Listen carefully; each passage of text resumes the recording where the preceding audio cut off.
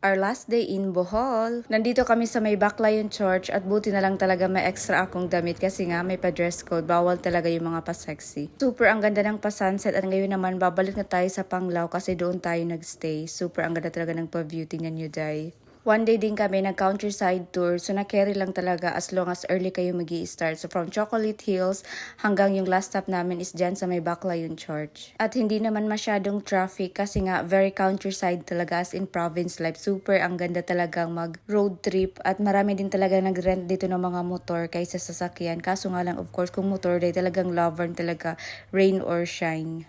At dito na kami sa may Alona Beach nag-dinner at super lively talaga dito. Para talaga siyang Boracay version. Pero hindi naman siya ganun kalawak talaga yung Alona Beach. So carry lang talaga. So if mahilig kayo ng mga paganito, so nandito talaga lahat dahil yung mga restaurant, may mga clubs, bars, at ayan. So nag-ano din kami dito, nag-try na kadalang pa yogurt ice cream. Ito yung pa-menu nila, yung pa-prices. At i-take note nyo din dahil yung mga pamasahe dito sa Bohol, yung mga tuk-tuk, yung mga presyo sa mga kainan dahil may pagka-pricey talaga, legit talaga, mahal na talaga sa Bohol.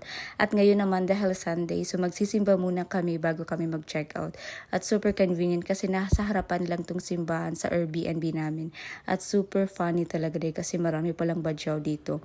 So after ng mass, nagulat kami dahil talagang hindi talaga inaano si Habi dahil binibitawan ng badyaw. At dahil marunong pa sila dahil kasi nga alam nila dahil basta foreigner talaga dahil ay naku dahil grabe talagang pilitan. Nagtatawanan na lang kami. At ayan, check out time na talaga. So ayan, last day na talaga namin sa Bohol. So back to Cebu na tayo, day. Super nagustuhan talaga namin yung stay dito as in, day. Kahit overnight stay lang kami, day, gusto na talaga namin bumalik next time. Kaso nga lang, day, yung mga pa-food choices nila, day, very limited lang at hindi lahat talaga masarap. Pero wala tayong choice, day. Kasi nga, isa lang talaga yung restaurant nila dito sa resort. Pero yung gusto talaga namin, day, yung kanilang beach, yung kanilang pool. Kasi nga, day, lalo na if low season, day, ay naku, day, solo mo talaga, day. Para kang nasa Station 1 sa Boracay. At tingnan mo naman, day, itong pa-restaurant nila, day, overlooking talaga, day. So ngayon naman magla-lunch tayo. Tingnan mo naman yung pa-view natin, day. At ayan, meron din sila ditong man-made na island. At sayang lang talaga hindi na kami naka-visit dun kasi nga lang overnight stay lang kami, day, pero lover. So ngayon naman, ayan, day, papunta na tayo ng port. So nag-ano lang kami, day, nag-tuk-tuk, nag-tricycle kasi nga mas mura siya. Almost 1 hour din yung biyahe namin. So from our place sa Panglao papuntang port. Pero sulit naman talaga kasi tingnan mo naman yung pa-view natin, day. Nakikita talaga natin, girl, kasi nga nakatuktok tayo.